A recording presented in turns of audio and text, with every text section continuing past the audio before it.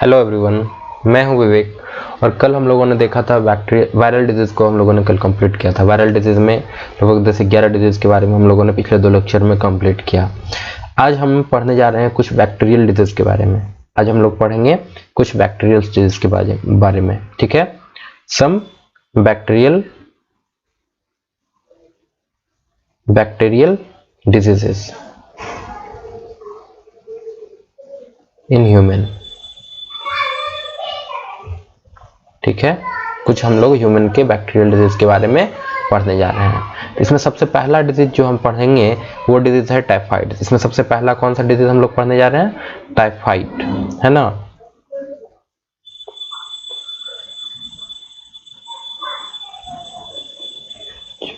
Typhoid, देखो typhoid normal common disease है। हर साल आप लोग कोई ना कोई केस जो है टाइफाइड का देखते होंगे, है ना।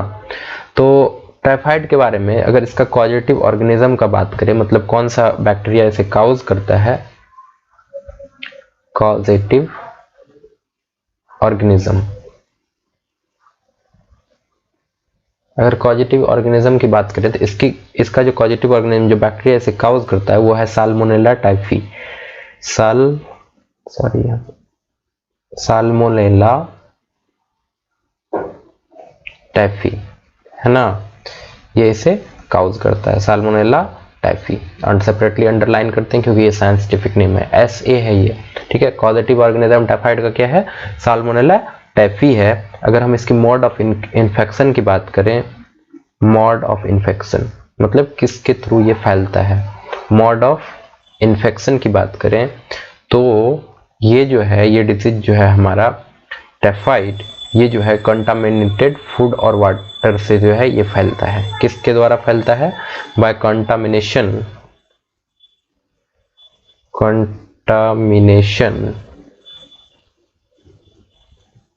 Of food and water. Contamination of food and water से ये फैलता है, ठीक है। फूड एंड वाटर, ठीक है। कैसे? मक्खी के द्वारा या फिर किससे भी। अगर कंटामिनेटेड फूड, जनरली ये ज्यादातर ये जो कंटामिनेटेड वाटर से फैलता है, ठीक है। मोड ऑफ इन्फेक्शन इसका था। अगर टाइफाइड हो गया किसी को तो क्या क्या सिम्टम होगा, सिम्टम क्या सब होगा? सिम्टम, अगर हम लोग सिम्टम की बात करें तो टाइफाइड में जो है सबसे पहले तो ये बैक्टीरिया जो होता है साल्मोनेला टाइफी, ये स्मॉल इंटेस्टाइन पे अटैक करता है। किसको इन्फेक्ट करता है? स्मॉल इंटेस्टाइन को इन्फेक्ट करता है, जिससे जो है हमारा डाइजेस्टिव सिस्टम कमजोर होता है। और डाइजेस्टिव सिस्टम जब कमजोर होता है तो फिर कॉन्स्टिपेशन की प्रॉब्लम होने लगती है इस केस में, ठीक है। फीवर आता है। तो सबसे पहले क्या लिखेंगे इसके बारे में? Bacteria resides in small, in small intestine। एक minute, in small intestine,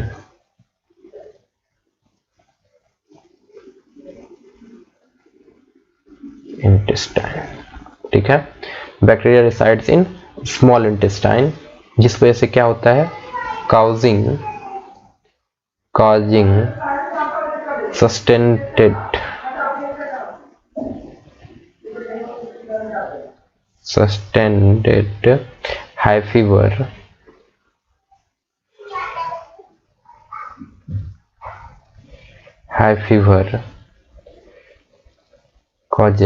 causing sustained high fever, जिसके कारण हाई फीवर होता है। कितना? लगभग जो है अगर हम डिग्री सेल्सियस में बात करें तो 39 to 40 डिग्री सेल्सियस, ठीक है।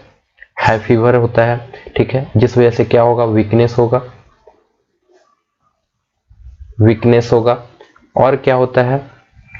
स्टोमक में पेन होगा, स्टोमक पेन। और क्या होगा इसकी वजह से? कॉन्स्टिपेशन हो जाता है, कॉन्स्टिपेशन। और क्या होता है? हेडेक होगा। ये सब इसके लक्षण हैं। हेडेक होगा, ठीक है। और क्या होगा, एंड लॉस ऑफ एपेटाइट, भूख कम लगेगी, लॉस ऑफ एपेटाइट, एपेटाइट का मतलब भूख होता है, लॉस ऑफ एपेटाइट, भूख जो है बहुत ज्यादा कम लगेगा। और क्या होगा, बहुत ज्यादा मतलब जब एडवर्स कंडीशन हो जाता है टाइफाइड का, ज्यादा बहुत ज्यादा एडवर्स कंडीशन हो जाता है, उस केस में जो है इंटेस्टाइन को ये खराब करने लगता है, इंटेस्टाइनल परफोरेशन हो जाता है ना। इंटेस्टाइनल, जब इंटेस्टाइनल परफोरेशन हो लगता है उस समय में संभालना मुश्किल हो जाता है पेशेंट को, और डेथ भी ऑकर हो सकता है। इंटेस्टाइनल परफोरेशन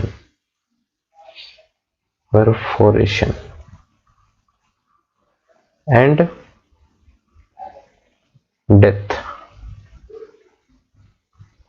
जनरली डेथ नहीं होता टाइफाइड में, बट बहुत सारा ऐसे जब बहुत ज्यादा संभालना मुश्किल हो जाता है, पेशेंट बहुत कमजोर हो जाता है, तो हो सकता है डेथ में occur in severe cases, in severe cases. ठीक है, अगर इसकी हम टेस्ट की बात करें, डायग्नोस्टिक टेस्ट, किस टेस्ट से हम डायग्नोसिस करते हैं टाइफाइड का, तो डायग्नोस्टिक टेस्ट इसका जो है विडाल टेस्ट है ना। इसको डायग्नोसिस करने के लिए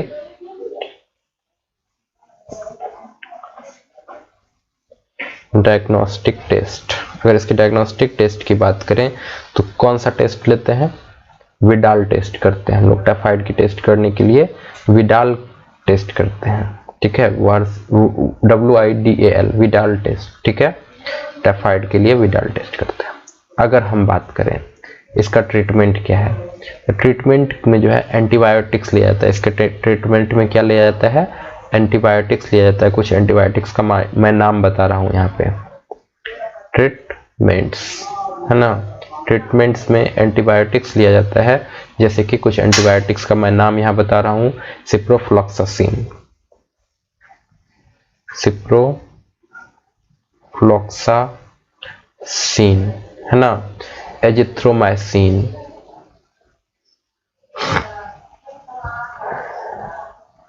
एजिथ्रोमाइसिन,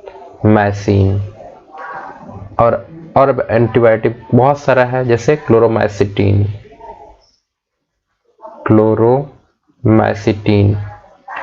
माइसिटीन है ना, ETC आर यूज्ड।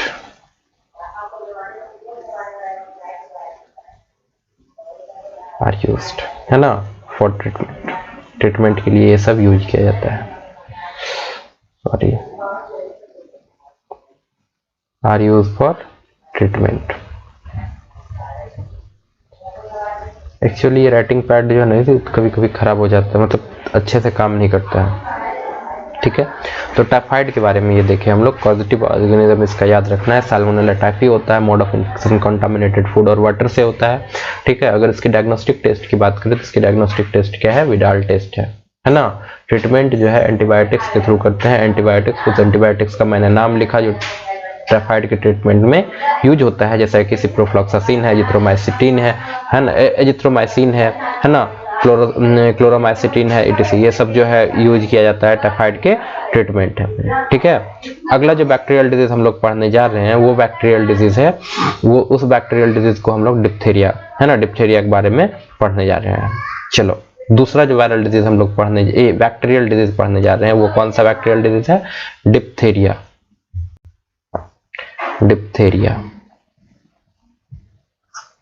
है ना।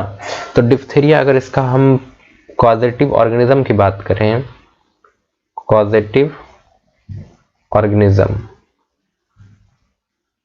अगर इसके हम कॉजेटिव ऑर्गेनिज्म की बात करें तो इसको क्या होता है, कॉर्नीबैक्टीरियम डिप्थेरी। इसका कॉजेटिव ऑर्गेनिज्म क्या है,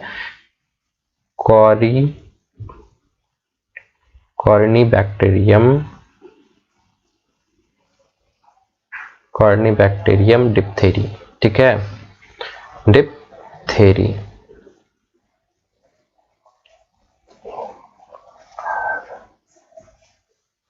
कॉर्नीबैक्टीरियम डिप्थेरी, ये इसका कॉजेटिव ऑर्गेनिज्म है डिप्थीरिया का, है ना। अगर मोड ऑफ इन्फेक्शन की बात करें, मोड ऑफ इन्फेक्शन,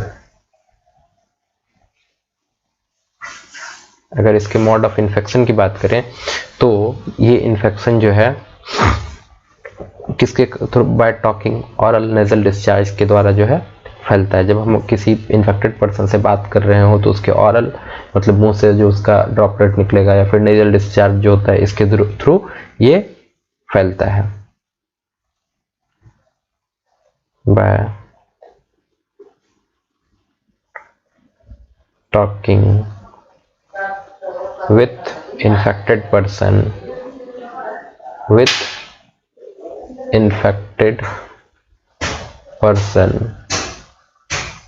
है ना। कैसे? इन्फेक्टेड पर्सन से कैसे? उसके जो है ऑरल और from his oral and nasal discharge, oral and nasal discharge, nasal discharge, है ना। इसके थ्रू जो है इसका मोड ऑफ इन्फेक्शन होता है। अगर इसके सिम्टम की बात करें, अगर किसी को डिप्थीरिया हुआ है तो इसका क्या क्या सिम्टम होगा, क्या उसे देखने को मिल सकता है।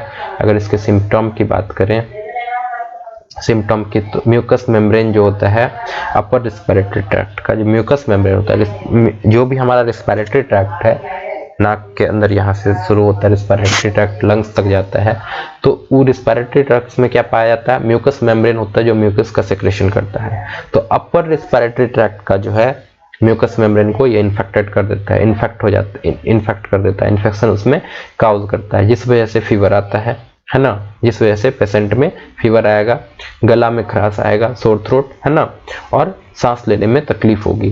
तो इसका जो है क्या क्या क्या होगा इसका symptom? Mucus membrane,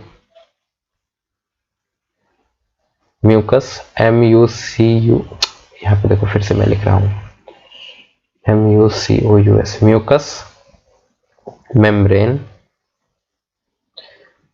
membrane of infected person. Infected person में ही होगा तो direct mucus membrane of upper respiratory tract, upper respiratory tract, upper respiratory tract is infected, इसमें जो है इन्फेक्ट हो जाता है, इन्फेक्टेड। ठीक है, इतना में कोई दिक्कत? इन्फेक्टेड कौन होता है? अपर म्यूकस मेम्ब्रेन, अपर रिस्पिरेटरी ट्रैक्ट का म्यूकस मेम्ब्रेन जो है उसको इन्फेक्ट कर देगा, जिस वजह से जो है इसमें क्या होता है? सोर थ्रोट हो जाता है, सोर थ्रोट, गला में खराश होगा, सोर थ्रोट, और क्या होगा? And difficulty in breathing, and difficulty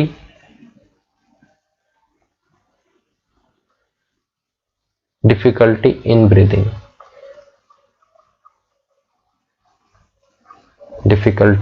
सांस लेने में तकलीफ होगी पेशेंट को। अगर इसके हम डायग्नोस्टिक टेस्ट के बारे में बात करें, डायग्नोस्टिक टेस्ट की बात करें तो इसमें जो है सिक टेस्ट किया जाता है ना। कौन सा टेस्ट? SCHICK, ठीक है, सिक टेस्ट किया जाता है इसके डायग्नोसिस के लिए। ठीक है, याद रखना है, डिप्थीरिया के डायग्नोसिस के लिए कौन सा टेस्ट किया जाता है? सिक टेस्ट किया जाता है ना। जो इसके ट्रीटमेंट की बात करते हैं तो बर्थ, जब चाइल्ड बर्थ होता है न्यूबॉर्न बेबी में 6 मंथ तक, है ना, 6 वीक तक, जन्म से 6 वीक तक इसे डिप्थीरिया का वैक्सीन दिया जाता है, DPT का वैक्सीन दिया जाता है ना। ट्रीटमेंट में क्या होता है?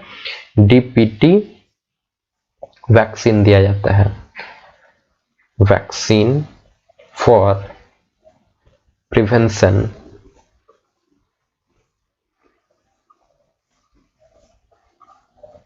प्रिवेंशन के तौर पे DPT का वैक्सीन दिया जाता है। कब दिया जाता है? बर्थ से 6 वीक के अंदर में, विद इन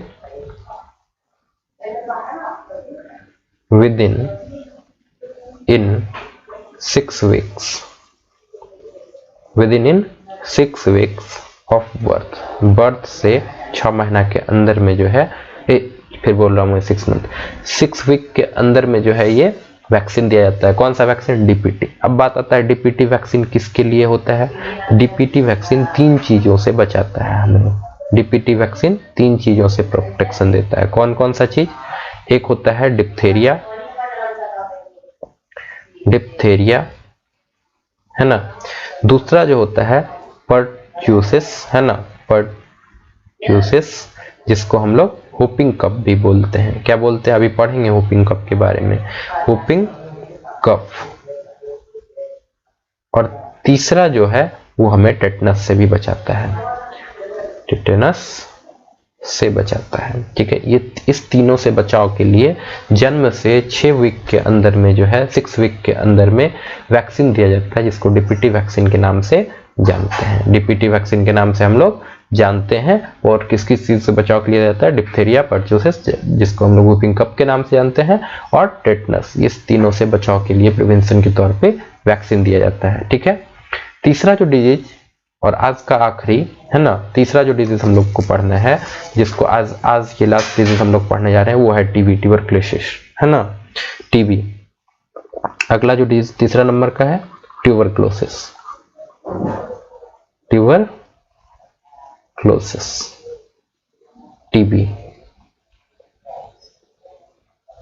ठीक है, बहुत बार नाम सुने हैं, बहुत सारे है ना, बहुत बार नाम सुनते हैं हम लोग टीबी।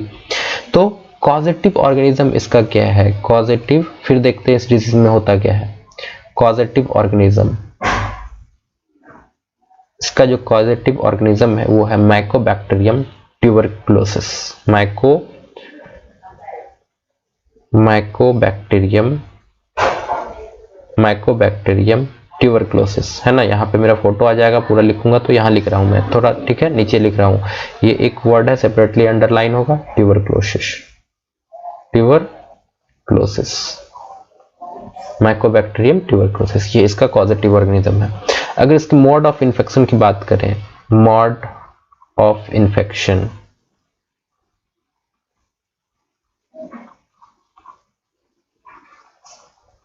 अगर मोड ऑफ इन्फेक्शन की बात करें, बाय पेशेंट स्पूटम,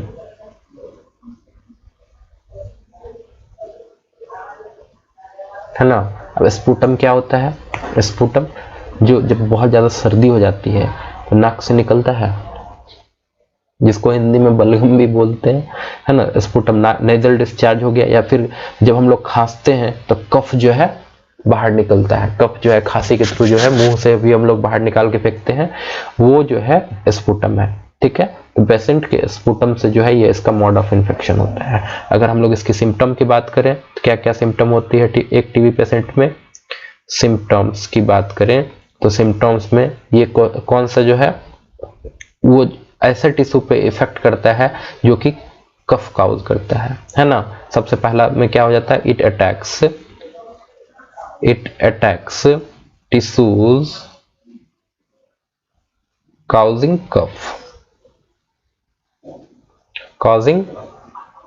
कफ, ठीक है। अगर अगला बात करें, अगला इसका क्या होगा? चेस्ट पेन होगा, बहुत ज्यादा खांसी होगा, है ना। स्पूटम में जो है ब्लड आएगा, जो हम लोग जो है ये खांसी के थ्रू जो निकलेगा कफ या फिर नाक से जो निकलेगा उसमें जो है ब्लड आएगा, है ना। स्पूटम विथ ब्लड, ठीक है, स्पूटम विथ ब्लड। फीवर होगा, वीकनेस होगा, सांस लेने में तकलीफ होगा, ब्रेथलेसनेस होगा,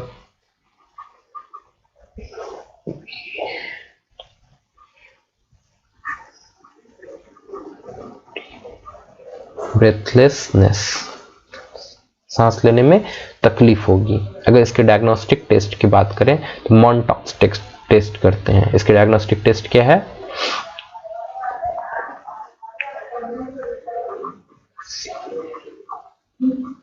डायग्नोस्टिक टेस्ट की बात करें तो डायग्नोस्टिक टेस्ट जो है इसका मॉन्टॉक्स टेस्ट है। क्या है?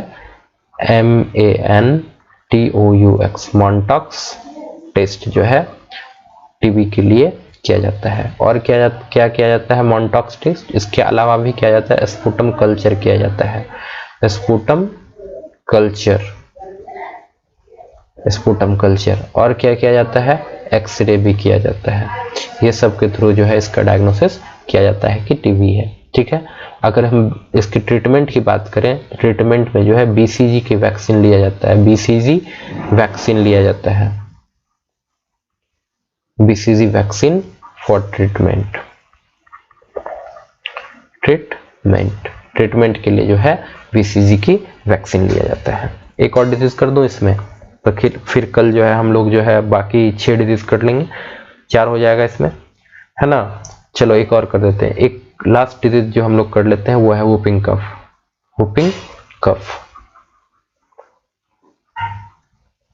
वूपिंग कफ, जिसको हम लोग पर्ट्यूसिस के नाम से भी जानते हैं। पर्ट्यूसिस, PERTU, सॉरी यहाँ गलत हो गया, 1 मिनट में फिर से लिख रहा हूं। वूपिंग कफ, वूपिंग कफ, जिसको हम लोग PER होगा, यहाँ पे फिर से छूट गया, PERTUSIS, पर्ट्यूसिस के नाम से भी जानते हैं। ठीक है, चलो जब हम लोग इसके कॉजेटिव ऑर्गेनिज्म की बात करें, कॉजेटिव ऑर्गेनिज्म, फिर देखते हैं इसमें क्या क्या होता है। पहले देख लेते हैं कौन ये इसको काउज करता है। तो ब्रोडेटेला, है ना, क्यों इतना फिर मिस्टेक हो जा रहा है, BORDE, ब्रोडेटेला पर्ट्यूसिस, PERTUSIS, ये इसका कॉजेटिव ऑर्गेनिज्म है।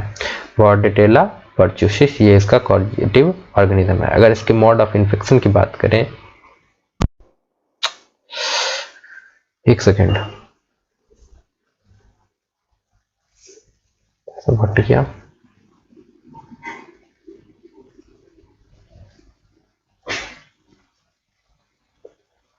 अगर इसका हम लोग कॉजेटिव, कहाँ चला गया,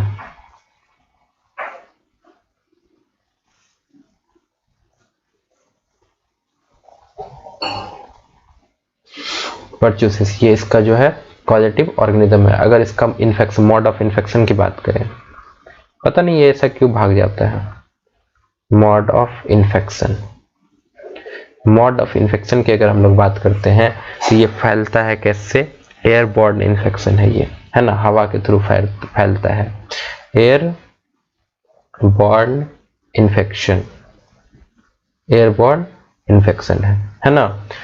इसका इंक्यूबेशन पीरियड क्या होता है, ये क्या हो गया फिर,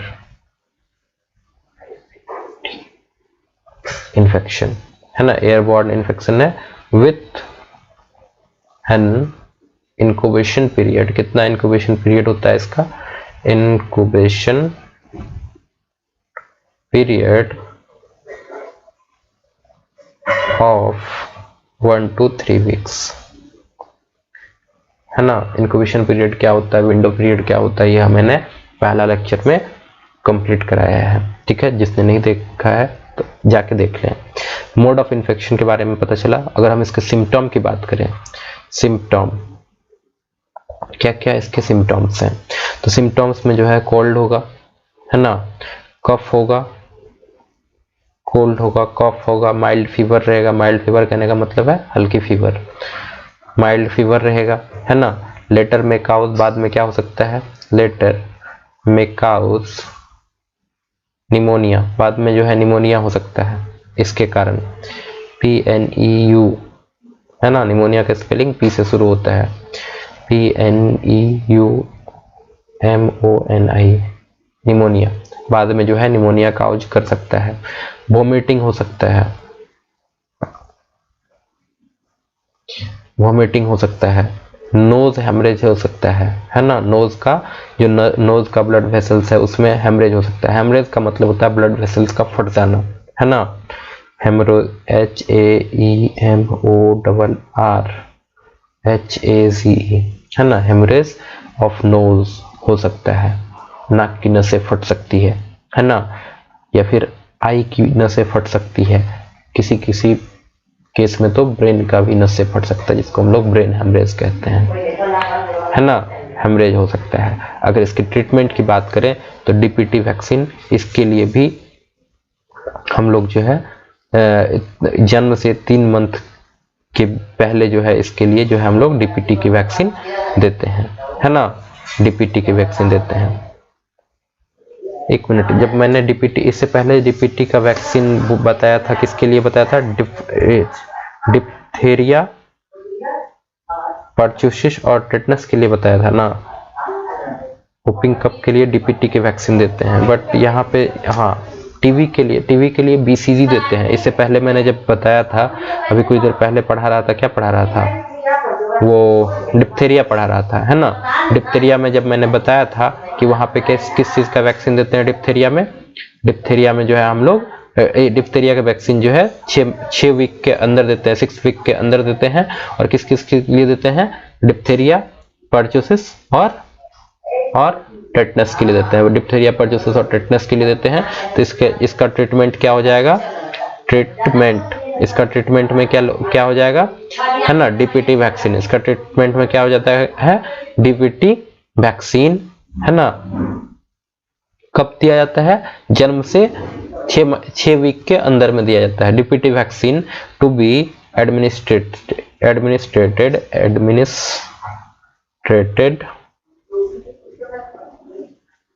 administered to infant का मतलब क्या होता है, newborn baby. Infants 3 times at monthly interval, है ना, 6 वीक तक हर मंथ जो है 3 टाइम्स एट मंथली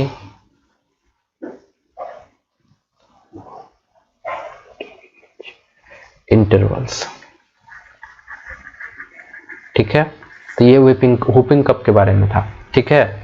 तो आज के लेक्चर में जो है इतना ही बात करेंगे हम लोग, और बाकी जो है कल हम लोग पढ़ते हैं। इसके आगे हम लोग 6 और बैक्टीरियल डिजीज के बारे में पढ़ेंगे। फिर हम लोगों को एड्स पढ़ना है, कैंसर पढ़ना है, ठीक है। उसके बाद वैक्सीनेशन पढ़ना है, इम्यून सिस्टम पढ़ना है, ठीक है। इसमें कोई दिक्कत नहीं। चलो, अगर लेक्चर अच्छी लग रही हो तो प्लीज़ चैनल को सब्सक्राइब करें और अपने दोस्तों में भी शेयर करें। थैंक यू, आज के लिए इतना ही।